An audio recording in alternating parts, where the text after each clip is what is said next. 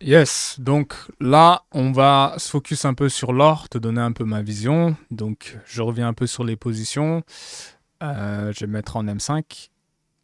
Attendez, en H1. Hop. Voilà. En M5, j'avais envoyé les positions. Je vous avais dit 2925. C'était chirurgical. OK? J'avais dit sur YouTube, tu te places là, tu mets première position ici, deuxième position 2930, TP1 2905, il a respecté vraiment les choses de A à Z. Donc là, hop, si je descends, on est vraiment au 2905. Mais bim, bim, deuxième position que j'avais dit, ici j'avais dit que le marché allait pop à la deuxième zone, c'est ce qu'il a fait.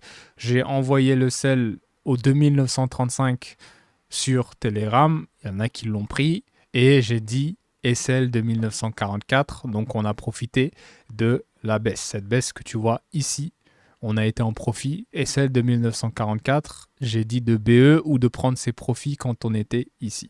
Donc après, j'ai plus envoyé de position, donc tout ça ne nous concerne plus. D'accord? Donc clairement, l'or sur YouTube, je disais qu'on était peut-être sur, parce qu'il fallait également prendre en compte le scénario haussier à venir. On était sur un retracement à ce niveau-là, 50, directement le prix a explosé. Il y a une autre zone qui n'est pas le 50 qui permettait d'identifier également ce drop baissier que j'ai pris d'accord sur compte live.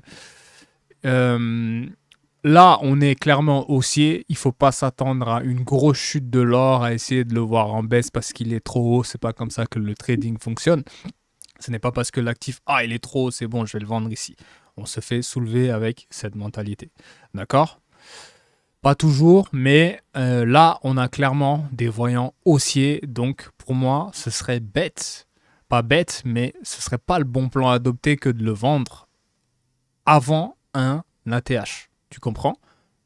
On a explosé ce niveau, on a fait une grosse puissance haussière, trois grosses bougies H1 bleues qui ne s'arrêtent même pas, ça ne corrige même pas avec force, ça ne fait que monter. Pour moi, il est évident qu'on revienne non seulement sur le top du passé, et forcément en revenant, vu qu'on l'a buté au moins trois fois, là on est là pour le dépasser. Donc je ne vois un sell que dans cette zone que j'ai mis en rectangle plus haut. Donc je vais essayer d'effacer tous les rectangles pour le distinguer de tous les autres. On reviendra pour moi dans ces niveaux plus hauts. Si on doit dépasser la TH, c'est des zones que j'ai identifiées qui, selon moi, ont un gros potentiel de retournement. Donc si je dois envisager de vendre l'or avant d'avoir une pattern intéressante en cours, une grosse bougie H1 qui me fait dire là vraiment attention, je le vois en achat jusqu'à ces zones que j'ai identifiées, ces deux zones. Donc, ces zones correspondent à un dépassement de l'ATH passé. Donc, on va créer un nouvel ATH. Ceux qui ne savent pas ce que c'est l'ATH, c'est en gros un nouveau sommet historique sur l'or, un niveau qui n'avait jamais été encore atteint auparavant. Dans cette zone-là, je m'attends à un crash. Pas un crash de fou, ça dépendra de ce qui va se passer, mais je m'attends à une correction. Dans la zone des 2963-2972, je m'attends à des réactions sur l'or. D'accord? Mais on est clairement parti, in fine, même si on a une correction, on est clairement parti pour aller chercher les 3K de l'or, les 3K que je suis en train de placer depuis le départ, où je dis que ici, ça va être le décollage, on ira chercher les 3K, ça fait longtemps que je parle de ce chiffre des 3K sur l'or, d'accord?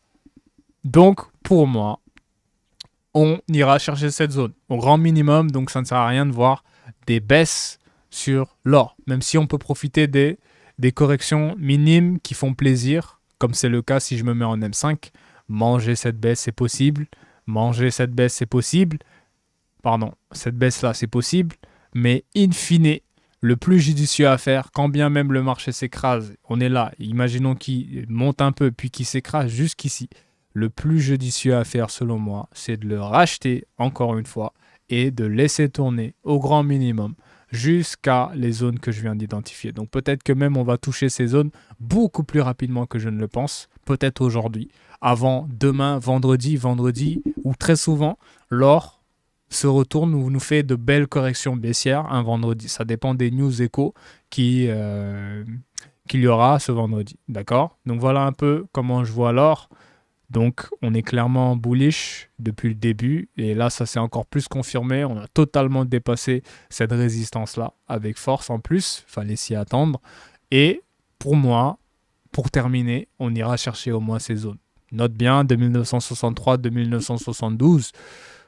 Si j'ai une bonne réaction, je serai placé en sell pour potentiellement prendre un bon niveau de correction. Donc, prendre un Fibo de là à là-haut, voilà, on peut revenir encore sur ce niveau-là, des 2900, pour potentiellement repartir encore à la hausse, ce qui est fort possible. Voilà. Donc, c'est mon plan. C'est comme ça que je vois les choses. Je ne me placerai pas en sell, en tout cas, de façon le marché va se retourner, pas avant d'être revenu ici. À moins que j'ai un gros voyant baissier qui commence à se dessiner, je vois que de l'achat qui va aller chercher un nouveau sommet pour l'or dans les zones que je viens d'énumérer. Je vous laisse. Merci.